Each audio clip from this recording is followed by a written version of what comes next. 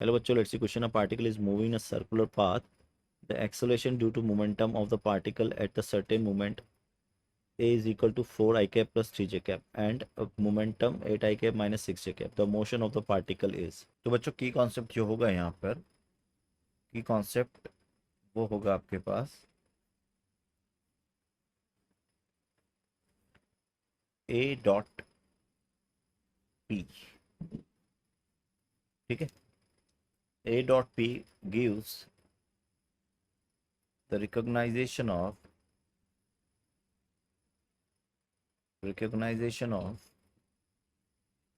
type of circular motion. Type of circular motion.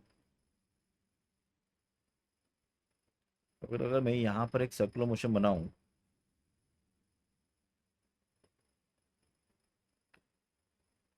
मैं दो circular motion बनाता हूँ, एक और दो.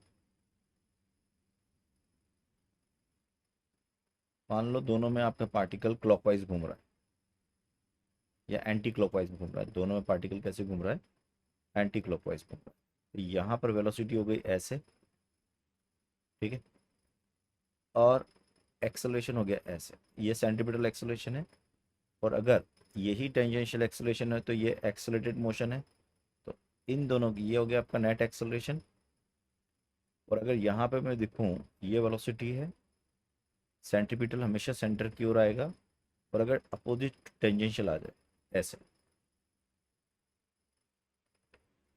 तो ये हमें पता है ये एक्सेलरेटेड सर्कुलर मोशन होगा. Accelerated circular motion. और इसे हम बोलेंगे रिटार्डेड सर्कुलर मोशन.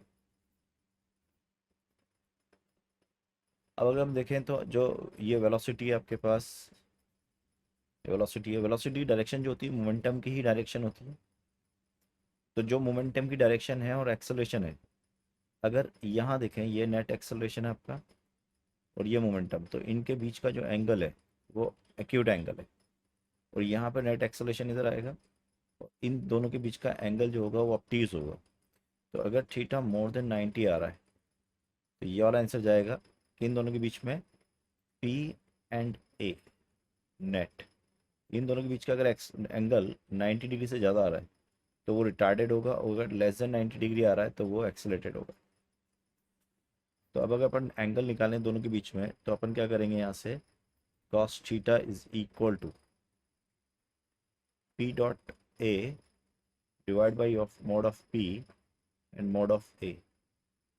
जब cos थीटा निकालूंगा बच्चों तो ये यहाँ से पी डॉट एफ हो जाएगा 32 minus 18, that means 14, divide by mode of P हो जाएगा आपका 10 एंड मोड ऑफ ए हो जाएगा आपका 5, जो कि आपका लेस देन 1 आएगा. यानी कि थीटा जो होगा वो लेस देन 90 डिग्री होगा. इसका मतलब ये एक्सेलरेटेड सर्कुलर मोशन है. Accelerated circular motion.